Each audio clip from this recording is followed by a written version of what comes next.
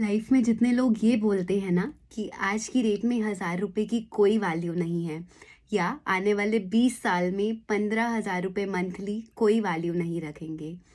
The truth is, अगर आपके किसी ने कुछ पैसे उधार लिए हुए हैं एंड वो 5 साल के बाद भी वो पैसे दे देना, तो आपको ऐसे लगता है कि पता नहीं आपकी लॉटरी लग गई हो।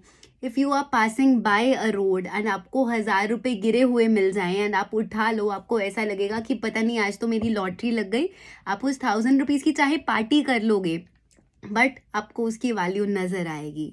The same is into the investment and finance industry. Hello YouTube, this is Tamanna. Welcome to Suraksha Kavach by Tamanna. All I want to tell you is कि कभी भी लाइफ में ऐसा नहीं हो सकता है कि पैसे की वैल्यू ख़त्म हो जाए। हाँ, फ्यूचर और प्रेजेंट वैल्यू के हिसाब से, टाइम के हिसाब से, कैलकुलेशंस के हिसाब से पैसे की वैल्यू ऊपर नीचे ज़रूर हो सकती है, बट आज की डेट में भी 1 रुपये की वैल्यू है। This is that such truth जो कोई नहीं झुटला सकता है।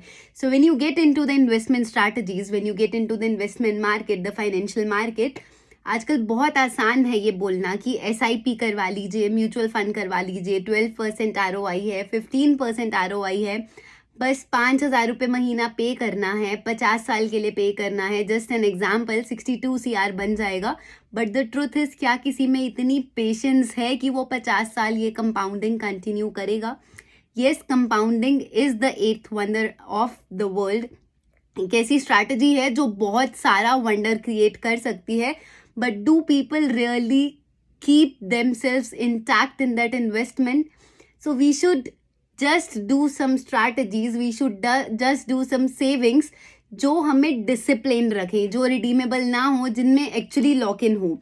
बड़े बड़े नंबर्स देखना, बड़ी बड़ी कंपाउंडिंग रिजल्ट्स देखना पेपर पे बहुत आसान लगता है, बट जब फैमिली को नीड होगी, जब फैमिली में फाइनेंशियल क्राइसिस होगा, सबसे पहले वही एसेट्स लिक्विडेट होते हैं, in spite of gold and cash and everything, जो इजीली रिडीमेबल हैं, जो इजीली लिक्विडेट हो सकते हैं।